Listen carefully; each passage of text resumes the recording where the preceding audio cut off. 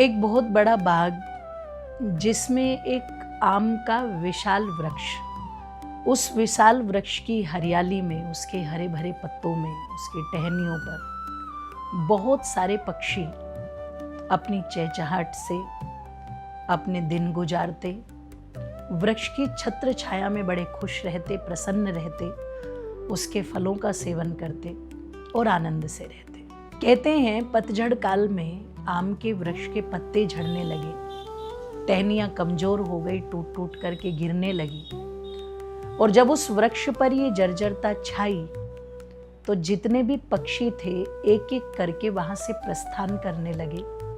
और एक काल वो आया, एक समय वो आया जब उस वृक्ष के सानिध्य को त्याग करके सब पक्षी वहां से प्रस्थान कर गए, उसे छोड़ करके चले गए। और दार्शनिक भाषा में, विवेचना की भाषा में ये कहा जाता है, वृक्ष बड़ा निराश हुआ, बड़ा हताश हुआ। उसे इस बात की पीड़ा थी कि क्यों सब मुझसे दूरी बना गए। जब मेरा अच्छा समय था तो सब मेरे इर्द गिर्द थे, और आज मुझ पर कोई विपत्ति आई, कोई संकट आया, कोई कमजोरी आई तो सब मुझे छोड़ छोड़ करके चले गए। तो कहते हैं इस हताशा से, निराशा से वृक्ष और अधिक सूखने लगा। इस कुंठा से उसमें जर्जरता बढ़ी, कमजोरी बढ़ी।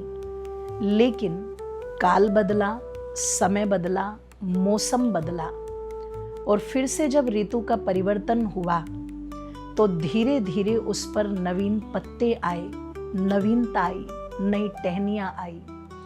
और वह वृक्ष जो पूर्णतः जर्जर हो चुका था, फिर से अच्छी हवा को पा करके, जल को पा करके, ऋतु को पा करके पुनः हरा भरा हुआ। जैसे ही वृक्ष हरा भरा हुआ, उसकी नवीनता बढ़ी, तो जितने भी पक्षी उसे त्याग करके गए थे वो पुनः वापस आने लगे।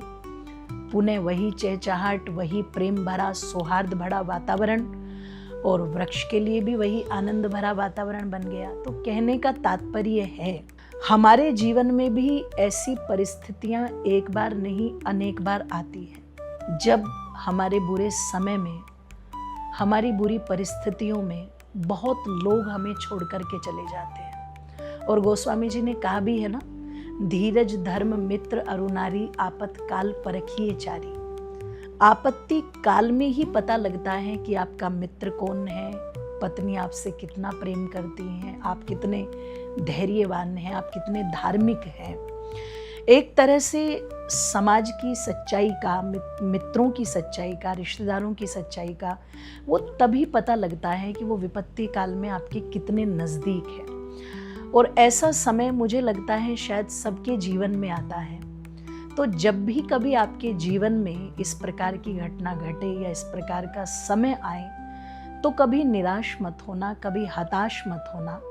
पूरी ऊर्जा के साथ, मजबूती के साथ अपने स्थान पर डटे रहना, खड़े रहना, क्योंकि परिस्थितियां बदलती हैं, हालात बदलते हैं। और जब परिस्थितियां और हालात बदलते हैं तो आप देखेंगे जो आपको छोड़ कर के गए थे वो फिर आपके समीप पाए जाते हैं। वो गालियां देते नहीं, अपितु आपके लिए तालियां बजाते हुए वो आपको अपने पास नजर आते हैं। तो इसलिए कोई भी जीवन में कितनी भी बड़ी संकट आए, कितनी भी बड़ी विपत्ति आए, पूरे आत्मविश्वास के साथ अपने स्थान पर खड़े रहें, क्योंकि किसी का आना रहेगा तो किसी का जाना रहेगा। ये जीवन का एक बहुत बड़ा नियम, बहुत बड़ा सत्य है। उस आने जाने से नहीं घबराना है, आम की तरह अपने स्थान पर खड़े रहना है, डटे रहना है। धन्यवाद।